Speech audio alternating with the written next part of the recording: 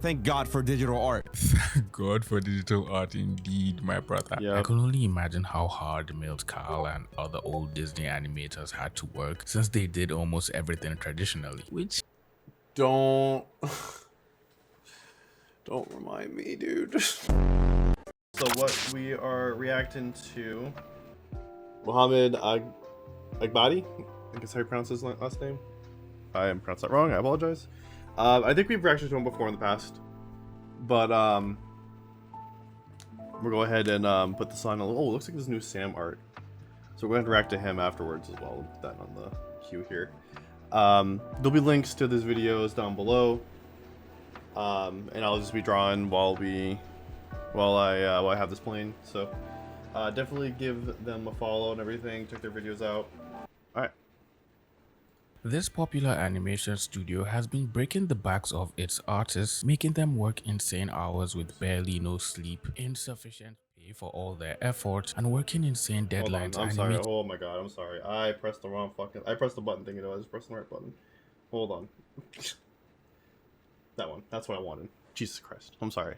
In your favorite show while it was being aired at the same time. Welcome to Studios with barely no sleep, insufficient pay for all their efforts, and working insane deadlines animating your favorite show while it was being aired at the same time. Welcome to Studio Mappa, the anime industry's knight in shining armor, blessing us with amazing shows like Jujutsu Kaisen, Chainsaw Man, Maboroshi. The list goes on and on. But it will seem the cost of blessing our eyes with these glorious masterpieces of 16 moving drawings per second is the animators being pushed to the brink of normal human capacity, making them work insanely long hours, ridiculous deadlines, and practically impossible studio situations, leading to multiple artists having numerous mental health breakdowns. This animator shared what it looked like working on Attack on Titans behind the scenes, and taking one glance at the animator, you can tell they have been fighting metaphorical demons and losing hours of sleep every night, judging from just how bad their eyes looked. And this is coming from someone that also has bad eyes. Oh wow. It's insane.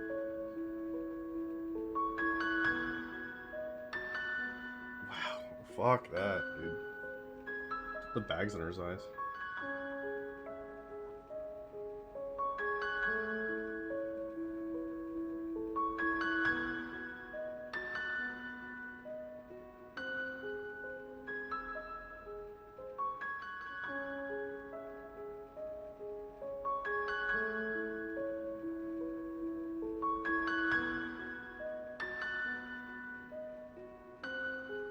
Yep.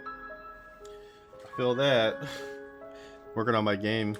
People immediately noticed his eye bags and started leaving comments begging the studio to let him sleep or give him a week off. But the artist replied to one of the comments saying he had only 2 days in an entire week to rest after working almost all day long every single day. He also mentioned if he spoke more about the situation, he could get automatically fired. It will also seem he's the art director at Studio Mappa, and everyone in the comments all immediately started showing concern for him and his health. Another TikTok user posted a video from the same interview showing how tired and depressed the animators working at Studio Mappa were after working on Attack on Titans, and they were all looking extremely exhausted.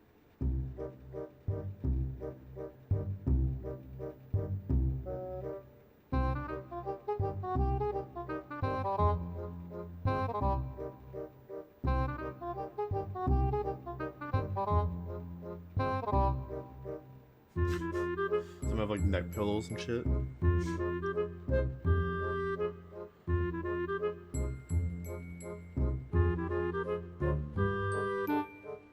But as you would expect, TikTok's reaction to these artists just complaining about how they're being worked to the brim has been to make memes out of the situation, turning the realities of most of these animators into myopic parodies to quote-unquote lighten the situation, which really isn't helping the artists in any way. I mean, take a look at this one for example. Happy holidays, everyone! I have a gift for all of you. You guys are reanimating all of Naruto.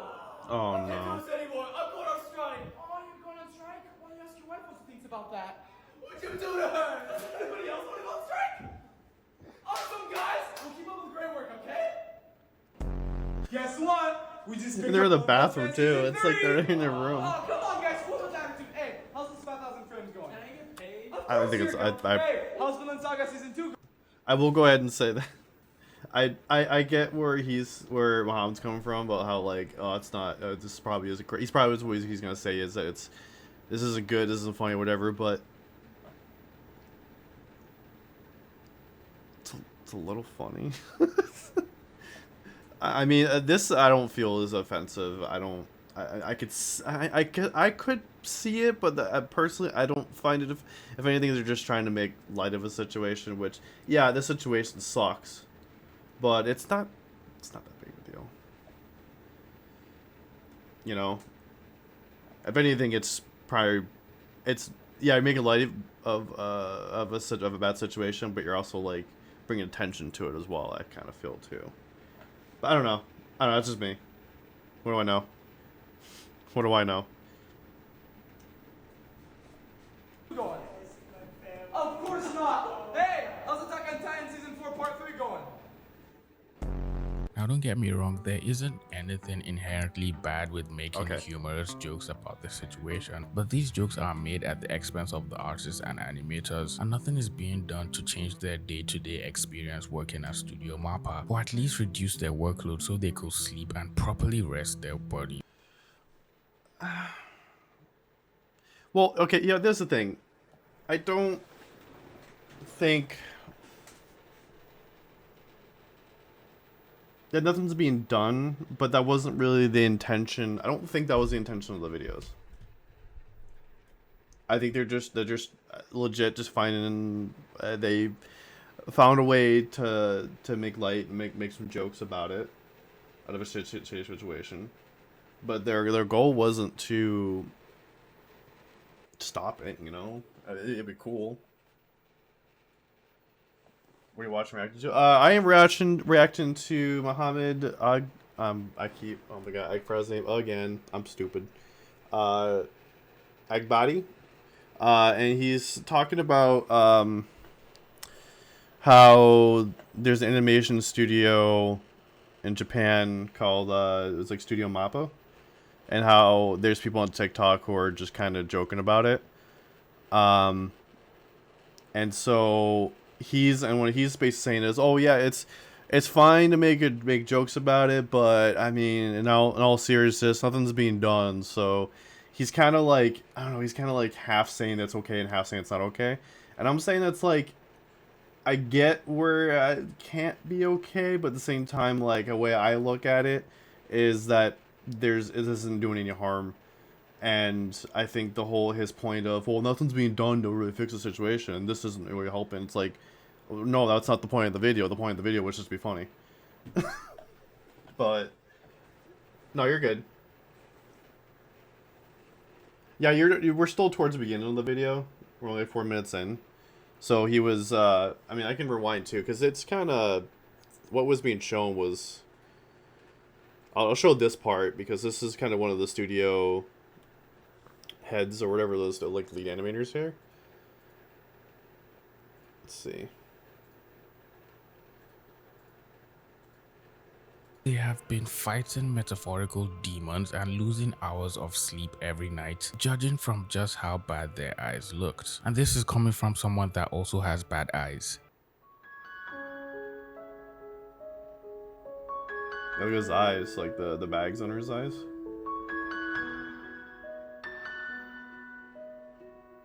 Crazy. This is him. This is him animated in Attack on Titan.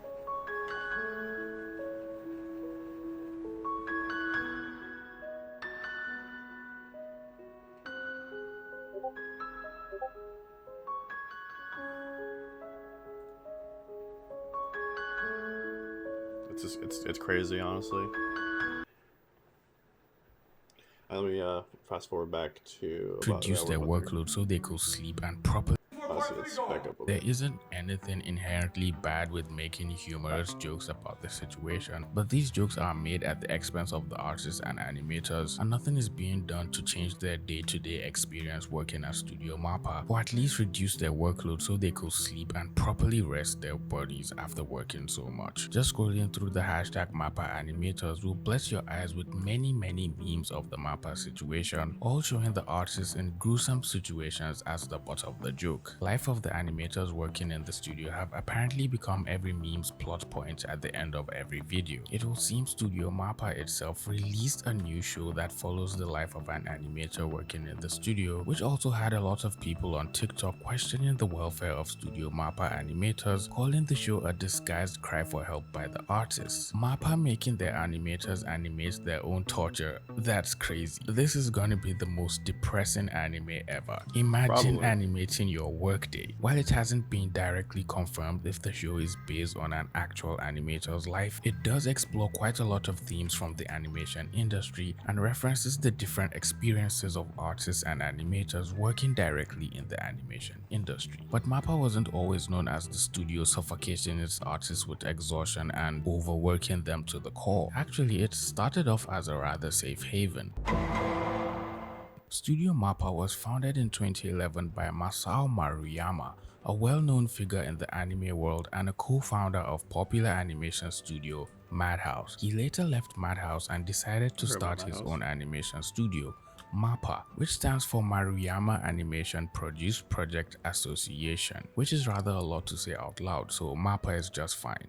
MAPPA's early years started off with producing Terror in Resonance, Kids on the Slope, and Yuri on Ice, which became global hits and brought in a wave of new fans to the studio. It will seem MAPPA had quite the promising future ahead of them and were just getting their metaphorical feet wet, blessing their fans with good shows after the next. The studio then produced Dorohedoro, Kakeguri, but their real step into the limelight came when they picked up Attack on Titan the final season, after which studio dropped it. And all of a sudden, Studio Mappa wasn't just any other animation studio. They immediately became what the TikTok kids refer to as peak, casually animating violence, emotion, and insanity, as the kids say, peak.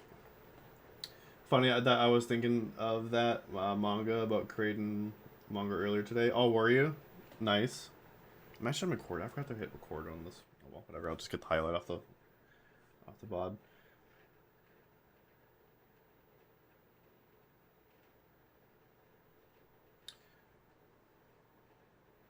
There's an anime that I was watching. I can't remember. Oh, yeah. So there's this anime. It came out a while ago.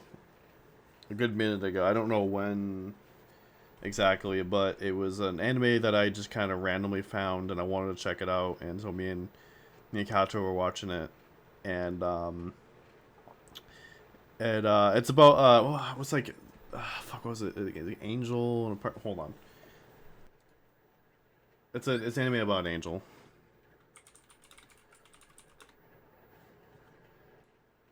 Yeah, there it is. Studio apartment, good lighting, angel included. That's the anime. Kind of more of a slice of life anime. Kind of teetering into the harem. So not as much as like other harem, but it is kind of in that realm. Yeah, it's the reason why I bring that up is because that the main character's older sister is a manga artist or something like that, or animator, and there's one, like, so the studio apartment, whatever, that he's living in is technically hers, but she's so busy and works at another part of Japan that she's like never there pretty much. So she's allowing him, or maybe it was the aunt. I think it was actually not a sister, it was an aunt. It was that's what it was. So aunt has like has her own apartment, but she's living somewhere else. So she's allowing him to stay at the apartment so he can go to school. Cause high school kids, it's a he's a high schooler, so it's anime. And so she's an anime or whatever, and there's one episode where she does actually show up to visit, and it kind of shows her being overworked as an artist. I can't remember if she was a mangaka or she was an animator. But either way, it was just kind of more showing that as an artist in Japan, she's being overworked and constantly being told to use work. Even when she's kind of trying to go visit family, she still has to work, and the boss even follows her, and is super bossy with her and everything. So yeah, it's funny how there's like there's another anime too that kind of goes over something like this too. I can't remember what it was called. That's kind of I remember I haven't watched it, but I've heard about it, and I got like a brief synopsis. But it was like these high school girls like get together and they form their own studio, and it's following that them making their own thing or whatever. I don't think it's necessarily showing them being overworked, because it's like they're just doing it in their free time. But yeah, it's crazy how like we're starting to get more and more anime about like what actually goes on behind the scenes behind our favorite some of our favorite anime and everything. So anyways, I'm sorry, kind of rambled on a little bit. Making it look effortlessly easy, all the while pumping out masterpiece after masterpiece. Next, MAPPA released Jujutsu Kaisen, which immediately blew up, taking over the world of anime. JJK became one of the biggest animes since Demon Slayer almost in an instant, and MAPPA decided they still had more where that came from and rolled out fan artists and everyone else's favorite, Chainsaw Man, which immediately solidified MAPPA as one of the goats of the animation industry. But it will seem all these good shows were being released in such quick succession, which got people thinking, how is it even possible for the studio to animate all of this almost at the same time? Studio MAPPA's production pipeline is metaphorically chaos in a trench coat after shocking revelations were brought to light by animators who worked at the studio. Animators who worked on Chainsaw Man claimed they were working 10 to 14 hours a day, and some even said they received no prep time and were assigned scenes just days before they were due. Some freelancers who also worked with Studio MAPPA have gone on record saying the schedules were unrealistic, with the pay also being low compared to the amount of work they were putting in. And to top that off, revisions came in at the last minute with no room to give them any time to catch their breath. Some animators even refused to return for the next season of Jujutsu Kaisen because of how bad the experience was. Artist and animator Lee Cree shared a 2-part video series talking about their experience working at Studio MAPPA, and even going as far as breaking down every single thing that happened along the way. After everything that has happened on the show, I felt like I was truly going through it. I think like the very first intro, I was very like, I want to say happy, but like pretty normal, like, oh yeah, I'm excited to work on the show, whatever. And at that time and moment, it was like any other anime production I worked on. And then somewhere we took a hard left turn and it became a roller coaster ride. So yeah, I went from like, I'm excited to work on this show with a director that I really admire, to progressively tired, exhausted, angry, and depressed. Each video is really good and almost an hour long, so make sure you go watch those videos after watching this one if you want to know what it really takes working at Studio MAPPA, or basically what it takes to freelance for an animation studio. Apparently, it will seem Jujutsu Kaisen Season 2 in particular broke the poor animators working on the show into tiny bits and pieces that couldn't be put back together again. The show was being produced on an insanely week-to-week schedule while it was still airing at the same time, which is just literally insane. The animators definitely wouldn't even be allowed to take a minute to rest, and trying to take a short nap during your break time will probably get you smacked on the back of your head. This was literally modern day slavery. You cannot tell me otherwise. Apparently, storyboards for the final episodes weren't even done when the first ones were airing, and some cuts were animated the same week they were supposed to be broadcasted. MAPPA animators literally drawing scenes during the week they were being aired to millions of viewers is an insane time crunch I can't even begin to explain to the normal person. According to Studio Mappa CEO Monabu Osuka, when he was asked about the crazy workload the animators were forced to deal with, he brushed it off saying this kind of grind was necessary to compete in the modern day anime industry, because apparently they were working hard to give fans what they want, but doing all of that at the expense of the animators' health is pretty wild to me. Just the mere thought of keeping late nights for hours on end every other week and then getting 2 days or less to rest after doing all that non-stop work feels like a walking disaster waiting to happen. And this I have had a taste of this multiple times. I would say more so in college, where I had to deal with crunch. I will give a story. Here's another story. Granted, hearing how much they have to work is make me feel exhausted. I know, right? It's giving me flashbacks to like college when we had to deal with crunch on getting something done. Oh boy. Okay, so I had to now I want to go back and think about it. And a lot of people while you're watching this, oh, it's just the thing. Why did it take you so long? So when I went to school, uh, we were given assignments that probably would have taken a normal person, like on a normal basis, probably would have been like a project that probably would have taken 2 or 3 weeks or maybe even 4 weeks was due in a week or 2 weeks. On top of like, we had, this is college, but we were given not only that, but we're taking multiple classes every semester. So so there's one point, not only did I have to create an entire facade building because we were learning how to make like environment, we were learning how to make like buildings and stuff and environments for like games and stuff. So the project was to make a facade. I think I actually still have it on my I think I have it in my DeviantArt.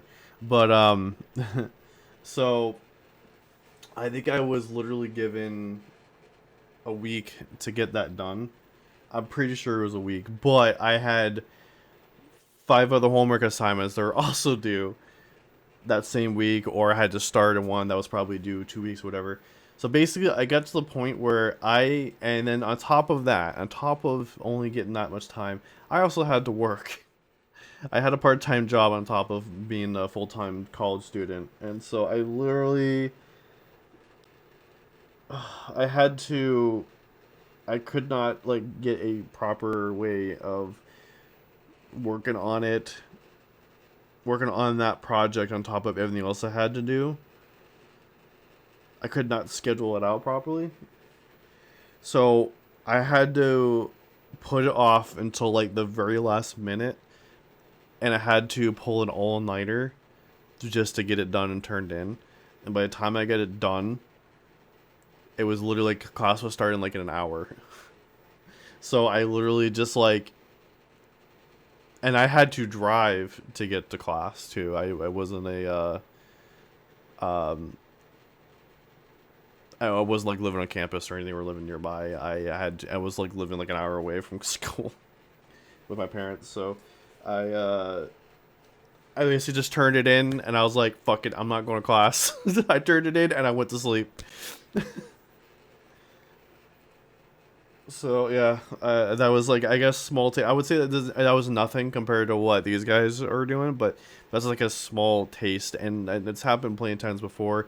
I've even pulled all-nighters just to work on personal projects as well. So I understand having that whole like, just pulling all-nighters, not getting sleep just to get a project done. It sucks. And I might have to do it again because I am currently working on a game, and right now I am taking my time with it. I'm only getting around to it when I can. I'm not pushing myself right now to get anything done. If I feel like, I think the only time I'm gonna really push myself is either when I get to the end, or is if I feel like I need to hurry up and get it done because it's like I spent way too long. I feel like when I would say that if I'm here and I feel like I should be over here, like I need to catch up, then I probably would do something like that. But oh god, it sucks. It super sucks when you have to spend all night just to get something done. But I feel the pain. This is not the first time we've heard of crazy deadlines and tight schedules in the animation industry, but Studio Mappa is apparently making it a challenge to see who can run their artists to an early grave first. And in the light of trying unhealthy challenges, YouTuber Bonaye decided to try out becoming a Studio Mappa animator for 72 hours to see if they could challenge themselves and push their body and skills to the limit in a bid to see if they could survive what it takes to work in the harsh conditions the animators were forced to work in every other day. For the next 72 hours, I'm gonna work like a Mappa animator. This means 12-hour shifts and a crazy deadline of only 3 days to make a highly complex animation. Let's hope I can finish this in time and not burn out. I actually woke up at 7 to be able to make myself some breakfast to get the day started well. My shifts are gonna be from 9 a.m. all the way to 9 p.m. So eating a nice, nutritious breakfast was gonna be very important. I think the video is starting off pretty well. Although Bonaye is eating what seems to be an adequate breakfast that might hold him for a couple of hours, if not almost through the morning shifts, I have a feeling the animators working at Studio Mappa probably wouldn't be eating as much food and will be working for the most part on an empty stomach. But I sure do hope I'm wrong. My first task was to plan out what I was gonna make, and since it needs to be Mappa related, I'll be animating a little showdown between Gojo and Sukuna. Not too long after I started drawing, I began to feel terrible, presumably from my lack of quality sleep. I'm 3 hours in and I just finished the storyboard. Man, I'm exhausted. I feel like I could faint at any moment. Now I think this part is what's probably going to make his challenge the hardest. You see, usually animators don't have to think about the entire scene and plan it out because someone has already done the storyboards and the animatics, and then the key animator has already laid out the scene for them. So if the animator is just an in-betweener, which is someone who draws the remaining frames after the key animator has done his job, they're practically going to have an easier time than Bonaye here. But let's see how it goes. The first cut is going to show Sukuna on the ground looking up at Gojo, who is standing on a huge rock. There's also wind blowing in the environment. I don't know if this is the best project. I'm gonna be an animator, but you're doing the job of like multiple people. Like multiple people are doing everything that you're doing. I mean, basically what Mohammed said, but like, so I don't know how much this is going to.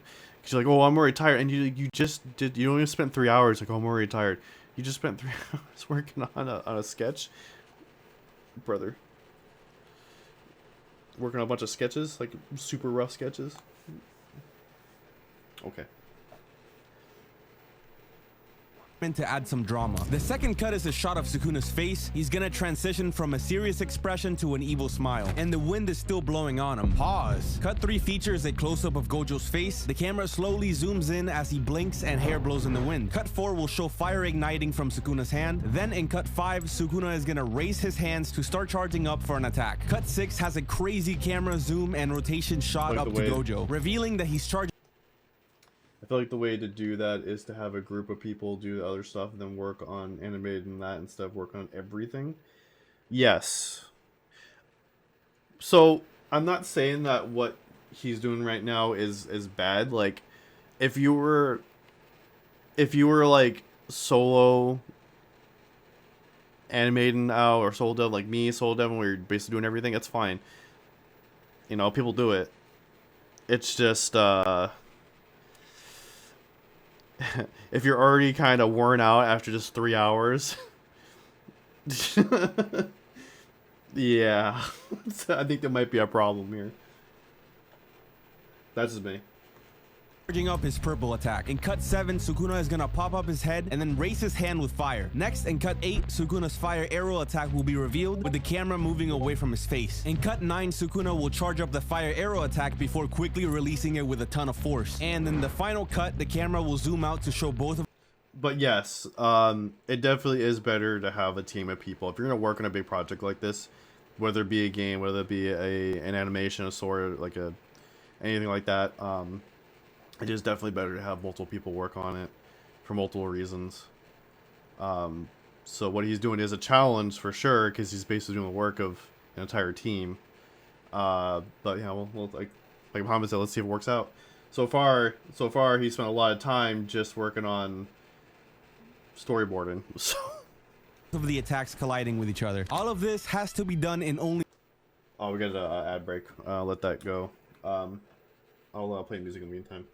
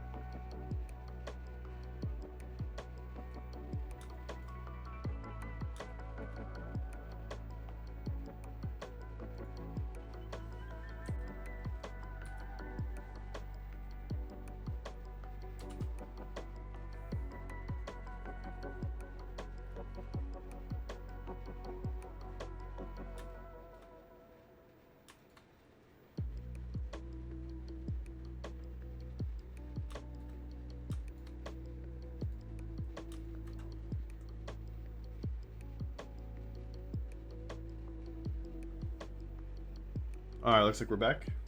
Welcome back, everybody. We'll go ahead and play the video here. only 3 days. I can't lie, his storyboards actually look pretty good. You can tell he has some experience just making drawings, and I have a feeling his animation at the end is going to look good as well. MAPPA animators have to deal with stuff like this all the time and under a lot more pressure than me. So I'm only getting a little taste of what they have to go through on the daily. Given the background heavy scenes, I thought it would be a good idea to use quite a bit of CGI to save me some time and a lot of headaches. Oh my god, background heavy scenes, drawing backgrounds has always been the bane of my existence, and just watching him same fucking same power through it is giving me hope that one day I should be able to draw backgrounds as well. So I spent a significant amount of time on Blender making the environment where the characters reside. Oh, that's actually a good trick. So instead of just drawing the entire background, I could just use 3D. Only for me to learn a very harsh truth. I fucking suck at Blender. Okay, scratch that. I don't even know how to use Blender at all. I can't lie, I just wasted so much time trying to figure out the CGI background. It looks horrible. I will say that I guess that gives me a little one-up for me being in the same situation of I suck at drawing backgrounds, so I should use Blender. But unlike these two, where they suck at Blender, I'm a game artist, so I know how to use Blender. Continuing on. I'm breaking my head over this. I don't know what I'm doing anymore. I'm just gonna do this in 2D. Sometimes things just don't go the way you want them to. So I skip cut one for now since it relies on a background to do the animating. My plan is to tackle all the Sukuna shots first and then move on to the Go. Could use Unreal too, honestly. Yeah, what we probably could have done is maybe use some like free assets from like the Unreal store, or just free assets in general. Like just go online, find some free assets and load it into a scene. if it's just the background, I don't think it'd be a huge deal as long as they're like free assets. They're not like, or even paid assets. Honestly, paid assets will be probably even better. If you're just doing a CGI work, and I would say even credit the you know, the people, the artists, and whoever made the assets, just credit them in the credits or whatever. That's what I would say. You're trying to create a shortcut in the backgrounds with stuff, but I don't know. Again, that's just me. Shots. I then started with cut 2. I drew all of the static elements first, then I animated his mouth transitioning from serious to an evil smile with proper spacing, making the animation look super smooth. Wait, he actually knows what he's doing. This looks really good. The way he's animating it just looks like what you see an actual animator working at Studio Mappa. Alright, now it's time for my... I will say that I didn't think that this was a guy who was just like, oh, I'm gonna try to be an animator, and doesn't know how to draw whatsoever. I'm pretty sure this was a guy who is an artist and just wanted to have the challenge of making an entire anime in a similar style to what Studio Mappa is doing. That's how I kind of came up. So I'm kind of surprised he decided, oh, it's probably just another guy who thinks he can draw and can't really draw. I don't know why he thought that. A little break, I got myself some Panera bread. I'm about to feast, you already know. And I'm kind of sad because I'm kind of cooking right now. But you know what I'm saying? We'll get it back once I continue. I couldn't find anything on what Mappa animators typically eat, so for this video, I'll be eating fast food in my 15 to 30 minute break each day, since I assume they don't have much time to prep a nice home-cooked meal most days. Let's take a wild guess why that will happen. Maybe it's because Studio Mappa animators aren't allowed to eat at all. Next, I worked on animating the hair and the clothing. I'm not too proud of how this part of the cut looks, but I really don't have the luxury to make everything to my standards if it wasn't obvious already. I tried to match the colors as closely as possible to the show, and I think I did a good job with that. I'm also keeping the shading to a minimum to stay consistent with the look of season 2. I think so far his work can pass off as a frame in the actual animation because he's been trying to make it look as close as possible to what the actual animators did, and I think he's been doing a pretty good job so far, especially with his cell shading, which looks just as good as the original show. Cut 4 was next. Hands. Lord help me. I'm just kidding, I'm not scared of drawing hands. Everything was coming along very nicely up until making the in-betweens of the fingers. I was having some pretty bad inconsistencies with the thickness of each finger, which caused me a lot of problems, and led me to spend a significant amount of time trying to fix that. Now, I understand drawing hands is already a problem for a lot of artists, but animating hands? You got that right. I mean, I could attempt drawing decent hands for starters, but I can't even think of trying to animate them. That will just suck totally. Then I got to work on cut 5, which is similar to cut 2 for the most part. I drew Sukuna and yet again animated the hair and clothes waving. Then I sketched out Sukuna's hand coming up, which looked really cool, I can't lie. Before being able to finish this cut, the clock hit 9 p.m., meaning it was the end of the first day. Fucking did it. I did it. Look at that. It's 9. It is 9. Now, we all know because it's 9 p.m., it just doesn't mean the day is over and you get to pack your bags and go home. No. Put that bag down, drink some water. Now it's time to do your cool down drawings. And then after that, because you're bored and have nothing else to do, you go back to animating so you wouldn't have much work to do the next day, which obviously never happens. After the day ended, I took a nice hot shower and went to sleep shortly after. And after a long day of work, I should get some really good sleep, right? No, not really. I think so far this is the part where I don't think is realistic to what animators will actually do. You don't really think they go to bed at 9 p.m. now, do you? Day 2 starts off with him getting his morning walk in and then eating breakfast and hitting the gym for a quick session before getting right into animating. I continued right where I left off. I cleaned up the animation of the hand, colored it, shaded it in, and animated the fire. I then moved on to cut 7 and cut 8. I stuck both of these together in the same animation timeline since they're kind of connected. The thing about animating close-up faces is you need to be able to draw them consistently, because even if a tiny thing is off, it'll end up looking like a totally different character. So what I ended up doing was tracing the previous onion skin of Sukuna's face and then placing it wherever I wanted it to go. Thank God for digital art. Thank God for digital art indeed, my brother. Yep. I can only imagine how hard Milt Kahl and other old Disney animators had to work since they did almost everything traditionally, which... Don't remind me, dude.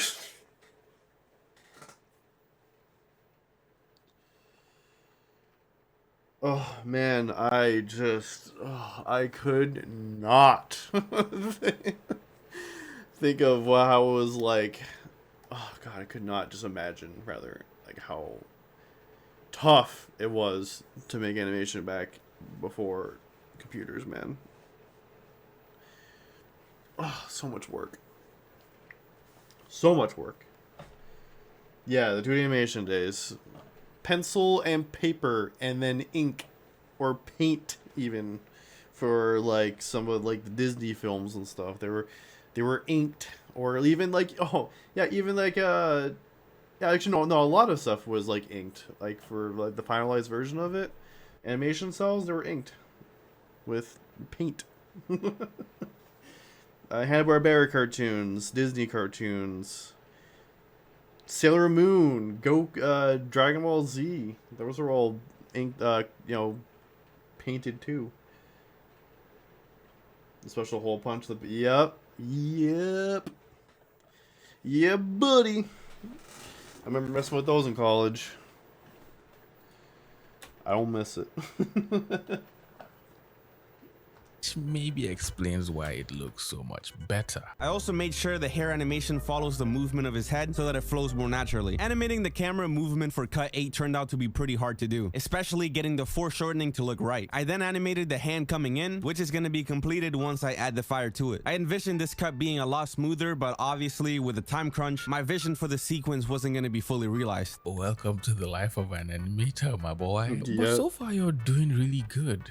I can't even lie, you're doing great. I'm not even kidding, I spent the majority of the day on these 2 cuts. I then immediately started animating the last cut that features Sukuna. Since the charging up of the attack is gonna be a bit long, each frame is gonna be fairly spread out, making it look less smooth, but necessary at this point in order for me to have a chance of finishing this animation. I sketched out the rough animation and even made an impact frame for the release. And after a long day of animating, my second day was coming to an end. Day 2 is officially finished. I'm nervous. I might be able to do it, I might not. I really hope I can finish it. I really do. It's all up to me, to be honest, so I gotta lock in. He survived day 2.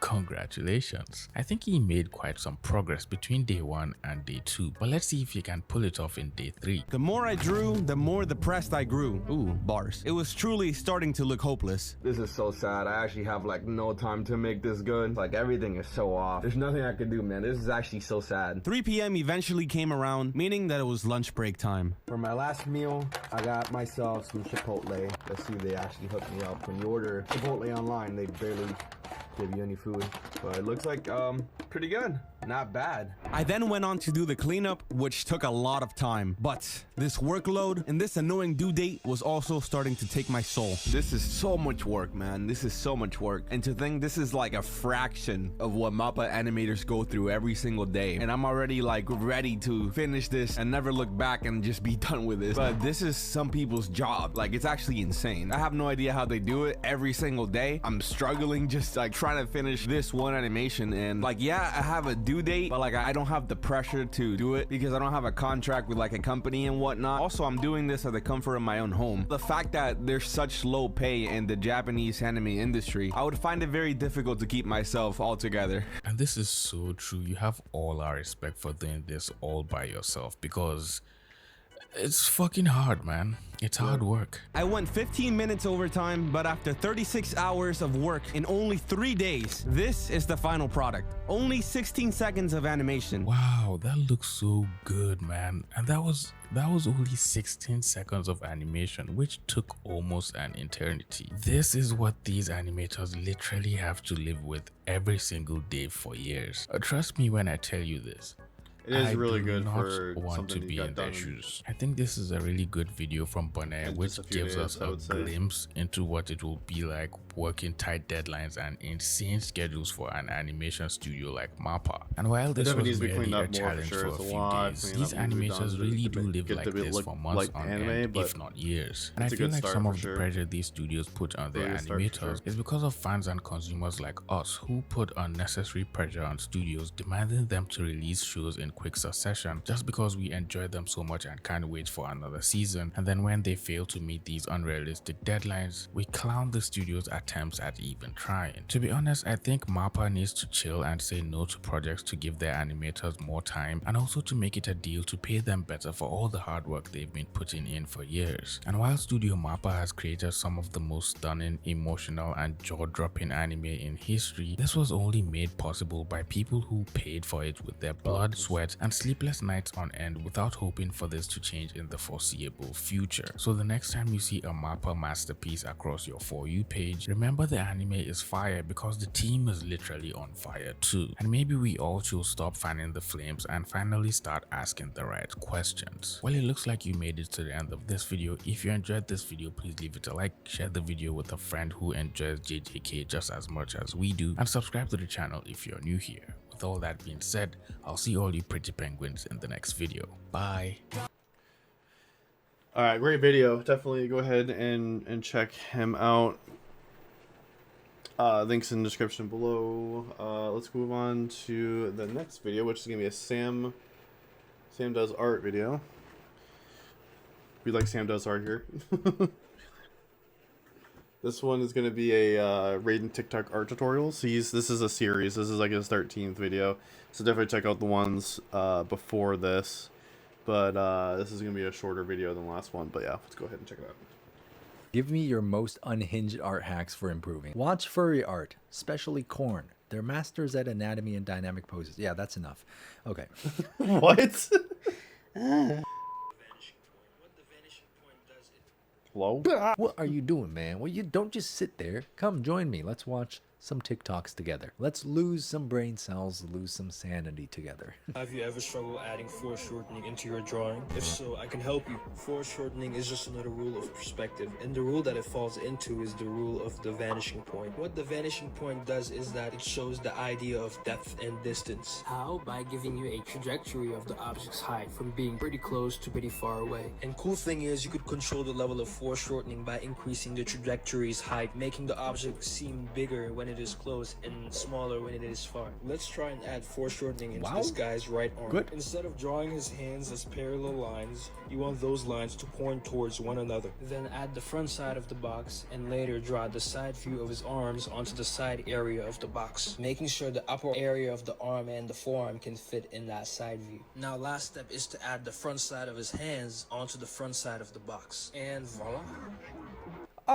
You know what really pains me here? You know why I always talk about boxes? Is because boxes are actually useful. They're actually good. But everybody draws them and nobody seems to know how to actually use them. Look, this was an excellent description of perspective and how perspective works, how things vanish towards the vanishing point. This is actually the right place and the right scenario to use a box because you're trying to figure out the perspective. Now, you clearly were using some basic cylinder shapes, which again is a great idea, great concept, but don't be afraid to push it. You know, make that cylinder take up the entire space inside the box. Here, what's happening is when you shrink the cylinder to make it smaller at the front, the bottom of the cylinder is now again running parallel to the top of the cylinder, which actually weakens the sense of perspective. So don't be afraid, okay? Flare that thing out. Flare 6 out of 10. Learn face anatomy in 1 minute. I would love to be able to do that. Please show me how. Okay, we Face start anatomy? with a circle. Yeah, we draw. Oh wow. Oh wow. Oh. You've already lost me. Okay, look, Joshua, dude, I really genuinely appreciate that you're trying to put out tutorials and help people how to draw, but I think we can all agree that this is needlessly complicated, even for yourself. No, I mean, we agree. didn't get any explanations as to what all the lines are for, and we also didn't get an end result that is nearly as good as a regular Loomis head. It almost feels like to me that there's a lot of methods out there that value the perception of being a skilled artist rather than the actual end result. 2 out of 10. Simplify, downsize, shrink that shit. Art tips for Shrink that beginners. shit. Don't chicken scratch. Yeah. Especially since you're trying to do it in like 1 minute. Like, it needs to be simple. Just draw a lot of lines and circles and say nothing. Yep. Make your art look like textured. It's fine if it's just your style, just your art style. Oh wait, shit, hold on. Crap, stop it. Yes, that's a great one. It could make your art look textured. It's fine if that's just your art style. Okay, instead go with more fluid lines for a cleaner look. I agree with that. Next, when drawing eyes, don't start with one at a time. Yes, did you take that from me? I always say that. Instead, do both at the same time. There you go. Maybe you did learn from me. Good for you. Don't make hair too stiff. Instead, add volume and waves. I mean, yeah, depends on the hairstyle, right? Don't draw heads like this. Why not? Instead, make them more square. Okay, again, this depends on the character, facial features of the person you're drawing. That are we like off to the worst start ever in a TikTok tutorials video? We just might be. Actually, no, it's not. We haven't seen Coolene yet. So now again, as always, I appreciate you guys putting content out there, trying to help other artists out. That's what it's all about. And that's why I'm here. I'm doing the same thing. I'm trying to help you guys out. If you're a beginner, let me just say, you got to be very careful, especially on TikTok, with who you take advice from, because I feel like a lot of people are just, they don't have a thorough enough understanding of the subject they're trying to teach you in order to teach it to you effectively. And chicken scratching itself is not an art style. When we say chicken scratching, we are talking about lines that are very, very lacking in confidence, and oftentimes it can make your drawing look very messy and hard to read. The only good advice here was drawing both eyes at the same time. I mean, hair being curly, that just depends on the person you're drawing. Some people have straight hair. Same thing with the jaw. There's nothing wrong with having a rounder face, a lot of there's people. nothing wrong with having a more square face. Everybody's built different. 3 out of 10. This makes me feel bad too, because I feel like it's a bunch of kids making these videos. Here's how I color and render hair. Start with a rough sketch of the hair and then fill in the base colors. My shading process consists out of gradients. Take the base color, shift the hue slightly down and then the saturation slightly down, and this will be your darker shading, and add this to the top and bottom of the hair. The next gradient, which is super important, is you're going to take the character's skin tone and then add that to the outer layer of the hair as well. For darker skin tones, pick a slightly lighter shade than the original base color and lean it slightly towards orange, red, or purple. Whatever complements it best. Grab an even darker color and add this to really small sections of the hair. Then pick an opposite color of your hair's base color to enhance overlapping sections. This adds depth and contrast. Color pick the skin tone we put down earlier and use that to add highlight and dapple that in places to add some depth. Now you can render. Follow the direction of the hair flow with your brush strokes. Let the gradient do the work. The lighter areas in the gradient will almost blend together for a softer effect. Add a few loose strands and you're done. I love this painting style. This is very, very nice to look at. You know what I really love is that you shifted the hue down just a little bit and added some more darkness. That's what I'm talking about. Too often people find that their colors are a little bit too drab and boring, and that's because they're working within the exact same hue. If you find that happens with your colors, try shifting the hue a little bit from light to dark and see how much of a difference it makes. It's fantastic. 10 out of 10. Good job. Thank you. Thank you for saving my sanity. If you're not doing something okay, like this person posted, give me your most unhinged art hacks for improving. I don't want to hear learn anatomy or stuff like that. I need to hear the craziest, most unhinged hacks you've ever tried that actually worked. I'm kind of scared, but let's give it a shot. Watch furry art, especially corn. They're masters at anatomy and dynamic poses. Yeah, that's enough. Okay. Absolutely disgusting. What websites do you guys use so I can make sure to always stay away from it? My art teacher told me this advice when I was 16 years old, and he says ironically. She said to never leave the sides of the canvas still white unless there's an intended purpose for them. Obviously, you do not have to follow this rule in all cases, but I definitely think that it provides a more professional and clean look. I would agree with that, actually. I think personally I really like it when I see a painting wrap around and continue onto the side of the canvas. It is very sleek, and I think it looks so much better when it's hanging on a wall. 8 out of 10. Art hack. A lot of people study anatomy to get better at drawing, but it's actually a lot easier if you don't. This has got to be rage bait. This is rage bait. Yeah, I see your winky face down there. Georgina. That's enough of you. Georgina, 1 out of 10. 3 reasons you suck. When you realize you could have used soft light layer on line art instead of wasting the time coloring it manually. Oh, I have not thought of that. Okay, I don't know how many of you guys already do this, but I've genuinely not thought of that before. I feel like that's a really good way to just immediately get rid of your line art. That's a pretty good art hack right there. Okay, 10 out of 10. Good job. 3 tips that will improve your skin rendering, plus bonus tip at the end. First, add an ambient light. So hold up, that's my painting. Are you studying my painting? Add an ambient light, so make a layer, pick a color of your ambient light, and paint it in the shadow areas where the bounce light hits. Next, add subsurface scattering. Make a new hard light or overlay layer, pick a saturated orange color, and paint it on the transition between light and shadow. Finally, add some details. I like to add skin texture, so make a new layer, Pick a lighter color and paint it in and then erase it a little bit. This is good, man. Good job. I can see that you've done your studies of my skin rendering and you've applied it very well. The only thing to be careful of is to actually make a distinction between bounce light and ambient light, because bounce light and ambient light are sometimes the same light source, but not always. Just understand your light sources. You have the primary light source, you have the rim light, bounce light, ambient light. 9 out of 10.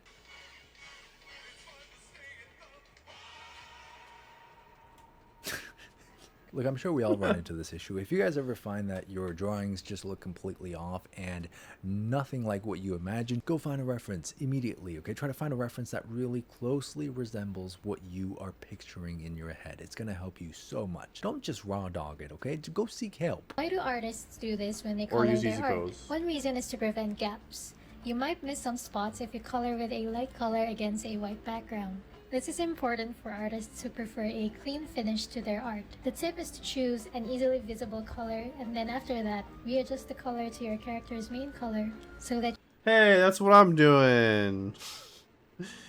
That's what I did. And actually, I saw this little pixel right there I need to fix. But yeah, I was working with the black and white costume, and so I was like, you know, I'll make red. That way I can see any problems I'm running into with the color not getting completely filled in.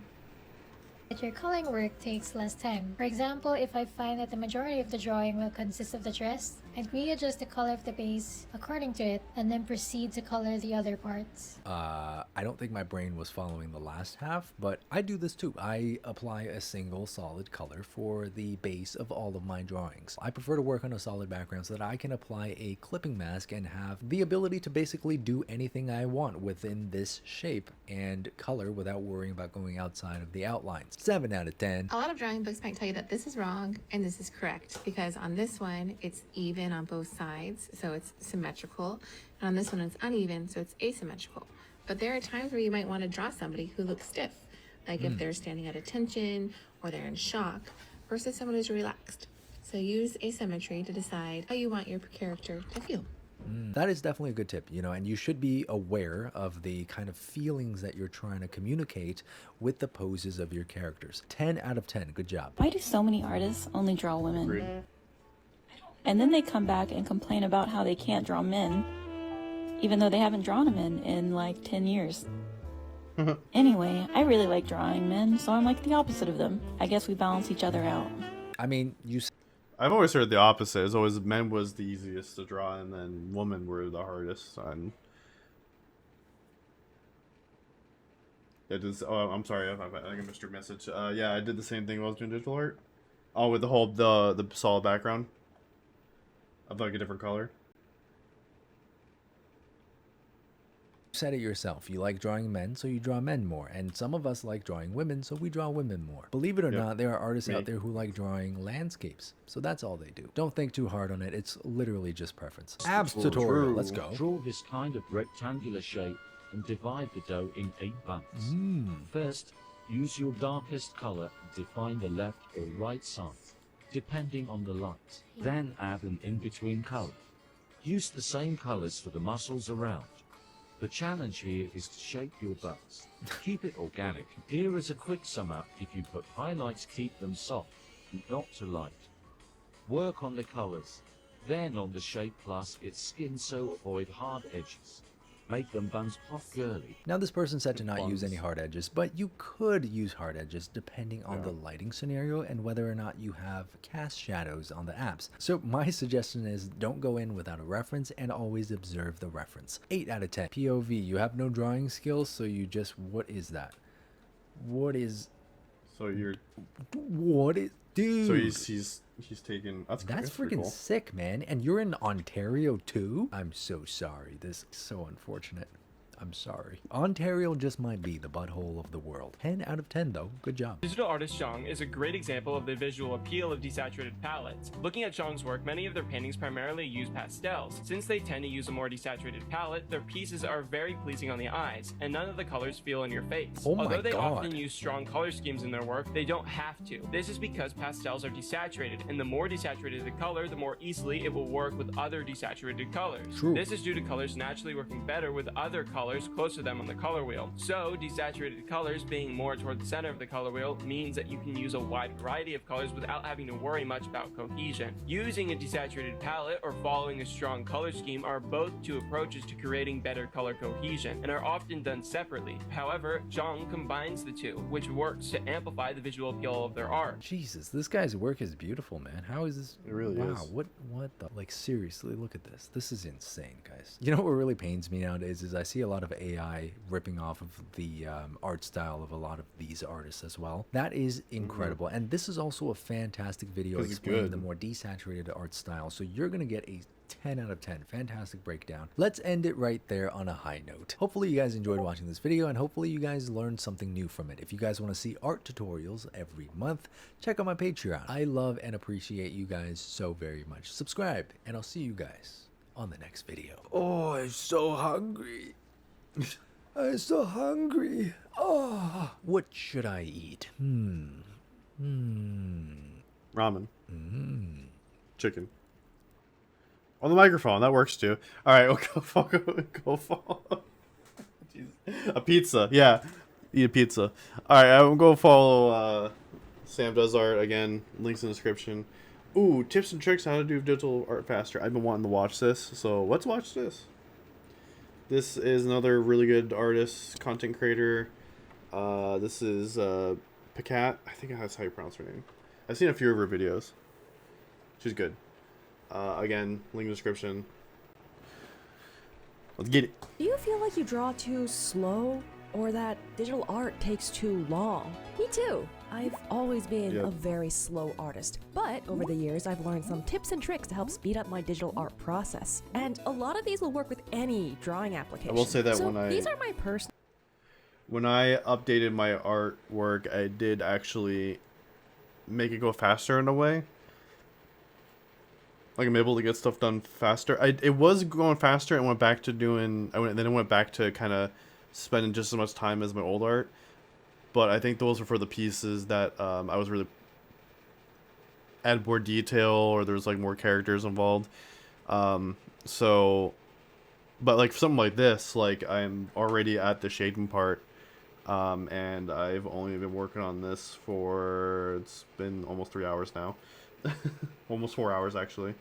But honestly, at this point of 3 hours, 4 hours, I would just be working on the line art or getting like halfway done with the line art, and now I'm past all that. Now I'm working on the light, and of course, this is also a kind of more simple character. There's not a whole lot of detail to her, so it's going to be more lighting than anything with her because there's not a lot to her design. There's not a lot to her colors, so that's why it's going so quick. Personal techniques that I use to streamline my workflow, so I hope you'll find them useful. When I first started with digital art, it went something like this.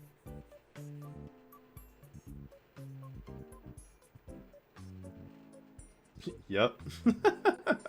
That's pretty slow. When I got an iPad, it was a little better since I could tap with my fingers. But that's still slow. How can you make it faster? Of course, with keyboard hotkeys. This is straightforward if you're drawing on a PC or Mac, but I even went and connected a Bluetooth keyboard to my iPad. So I started using some default hotkeys like B for the brush or E for the eraser. And this worked fine for the most part, but there were some problems with this method. Let me explain. Let's consider one of my favorite all-time features of digital art, the undo button, my beloved. Normally, you just press Ctrl-Z to undo. And here's another useful hotkey. In CSP, if you want to change brush sizes, you can just press these square bracket buttons. But notice how these are actually pretty far apart on the keyboard. In order to make sure I was pressing the right key, As I'm I usually pressing the have to same glance button. down on my keyboard, just in case. Now obviously this isn't a big deal. It takes less than a second to check that I'm pressing the right keys. But after pushing hotkeys hundreds, thousands of times, it adds up, and it did slow me down. So what can you do to prevent this? One thing that helped was rebinding the default hotkeys. I put all my commonly used hotkeys on one side of the keyboard so I can reach them without ever moving my hand. This is a huge improvement. However, I encountered a new issue. Now that all my hotkeys were right next to each other, I just kept accidentally pressing the wrong button. Yep. I know, this is probably just... I will say that I did have that thought, and I was like, but then I'm gonna start memorizing. I have to start memorizing the new keys when I've already been sitting here and memorizing, because I didn't think of it right away, so I was trying to memorize where all the hotkeys were by default. And I was like, oh, maybe I should just move them all, rebind them. But then I'm like, oh, then I have to sit there and remember that, and it was just too much work. So I was like, oh, fuck it, I'm just gonna deal with the normal hotkeys. It's kind of a pain in the butt, but just a skill issue on my part. But maybe to make sure I was games. hitting the right key, I would. This is this is off topic, but it's almost 2 years since the Titan submersible accident. Yeah, more or less. Yeah, I legit thought it only happened last year. Crazy. Yeah. No, it's been about 2 years. Yeah. Crazy how time flies, huh? It does seem like it was only like a year ago, though. It's like kind of like chill and eerie to go back and look at everything, and then like when it got brought up in court and all the court stuff was posted online, and then it just like I had forgotten about it, and I was like, oh yeah, right, this thing happened, and it was like I started looking back and looking at all the new details that are coming out around the same time too. I was like, oh, this is so chill and so eerie. Just learning about how these people died exactly, and it's just like, oh wow, I could never like do that. I could never like put myself in a situation like that. I couldn't. Got a random video about it and saw saw the year happen. Yeah, it's crazy.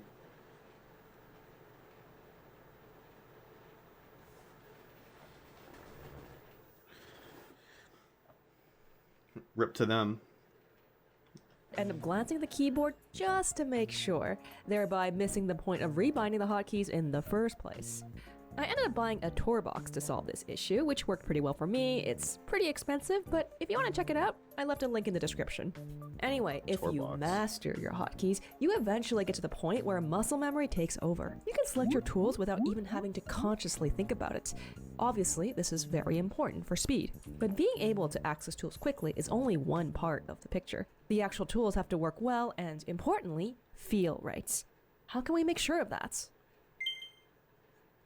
So there's one thing I always do when I get a new tablet or try new drawing software. Adjusting the pressure curve. You can either do it in your drawing software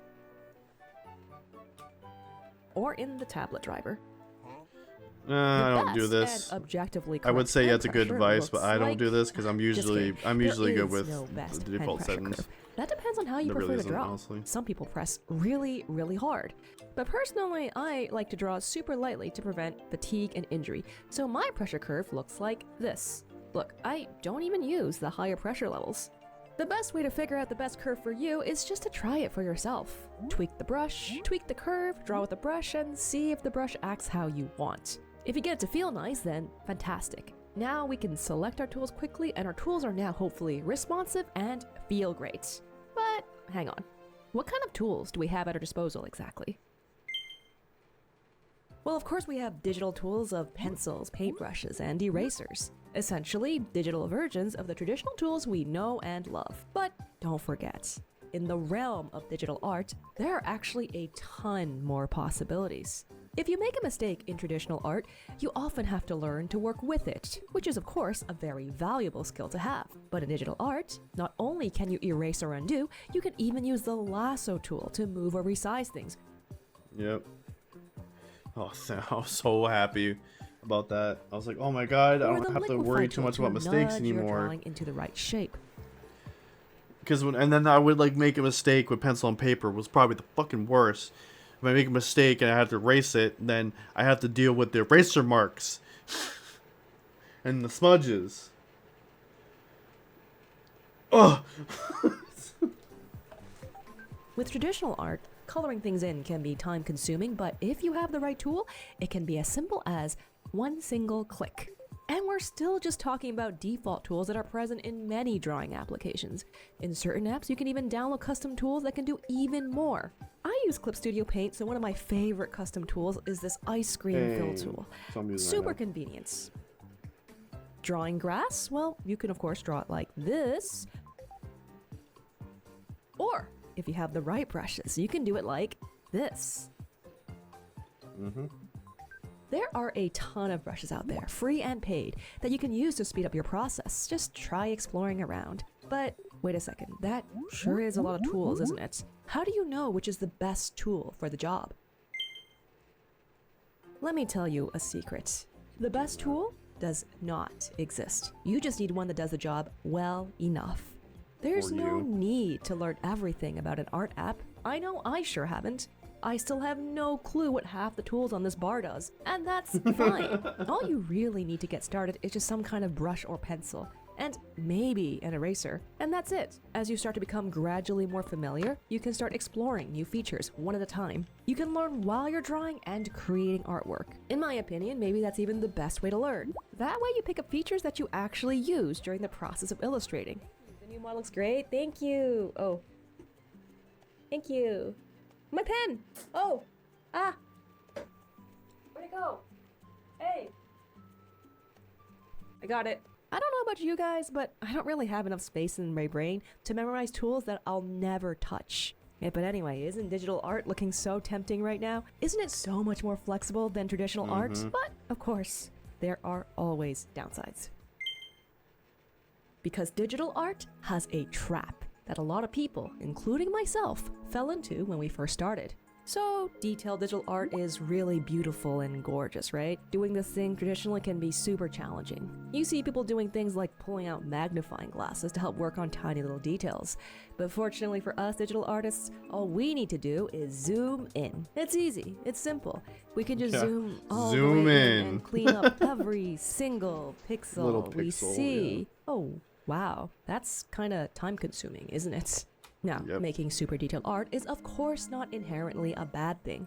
If you love super detailed art, please don't ever stop. But I noticed there was a problem with the way I was doing it. I was spending hours and hours working on these tiny little details. What is that? How did that get past me? Not only that, I realized I didn't care about these details at all, so why was I spending so much effort on them? And I wasn't even working on these tiny details that was taking a lot of time. Just the act of zooming in and out was taking up tons of time as well. Yeah, I know, I just said zooming is quick and easy to do in digital art. But while creating artwork, it's important to have an idea of the overall image to keep proportions and composition in mind. You do that by zooming out, of course. But zooming in and out over and over, even if individually each action is fast, you add them up and they can end up taking a lot of time. This was actually a huge problem for me. How did I solve it? Well, what I tried doing was being a lot more thoughtful when I zoomed in. I'd pick a zoom level and try my best to stay there, only zooming in if I was certain the details mattered to me. I think staying zoomed out is a lot easier if you have a larger screen, but of course these can be pretty expensive. So when it comes to me, and when it comes for me, when it comes to like zooming in and zooming out, I mean, you see me working. I do zoom in and out, zoom in and out. I zoom in to work on a specific little area, and then I zoom out to see how it looks overall. So there's nothing wrong with zooming in and out, zooming in and out, I would say. It's kind of more just, I think it's just based on you as an artist, like what works for you. But yeah, she is right how you shouldn't be doing your drawing like this the whole time. Like going through the lines and then going through the drawing and going like this whole time. Because you don't know how does it look. I mean, granted, yeah, you could probably just look over your in your little preview window if you have a preview window open, but it's just such a small window, you know, so it's always better just to kind of zoom in and out, you know. Also do some rotates too. Oops. Wait. Oh wait, I just set the flip. That's what it was. Hold on.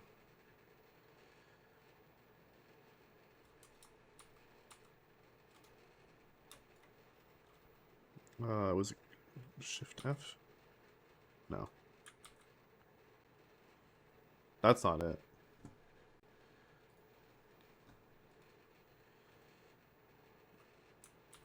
There we go, Alt F. That's what I forgot to do earlier. I forgot to do my flips. I'm trying to get in the habit of like flipping. Sorry, I'm stopping the video. I got sidetrack, sorry. Just do the best with what you have. Okay, so hopefully at this point, you'll have enough information to draw with speed and efficiency in your digital drawing app of choice. But what if I told you there were things you can do outside of that drawing app as well? To explain, we as artists occasionally have to use reference, of course. It's very important. We sift through Google's images and Pinterest, taking care to dodge AI-generated images along the way. We also want to look at these references while we draw, so tabbing back and forth to glance at a reference doesn't really work so well. If you have an extra monitor, this is really helpful, but not all of us have one of these. Maybe we can try resizing our drawing app to put the window on the side? But this feels kinda cramped. It seems like maybe it's best to paste the references directly onto the canvas, but this can get a little bit awkward if there are a lot of references. Luckily, there are apps to solve this. If you're on PC, Mac, or Linux, you can use PureRef. On iOS, you can use VizRef. They make it very easy to collect and organize references. PureRef can be set to float on top of your windows, and VizRef can be docked to the side like this. So hopefully at this point you're all ready to go fast and save time with digital art. But I still have one final thing to say, and this might actually be the most important thing, which is to take your time. Remember that drawing and learning to draw are just inherently slow processes. I prefer to take all the time I need on a drawing rather than try to rush it. Speed will come naturally as you gain mastery and experience. Try to enjoy the process of drawing, and time will fly by if you're having fun. I have a video with more details about that if you want to check it out, and I hope this was a useful video, and thank you so much for watching. Bye-bye. What the fuck is going on there? That was a good video. Definitely go check out, what's her name? What the fuck's her name again? Hold on. Pikat, definitely go check her out. We'll go back and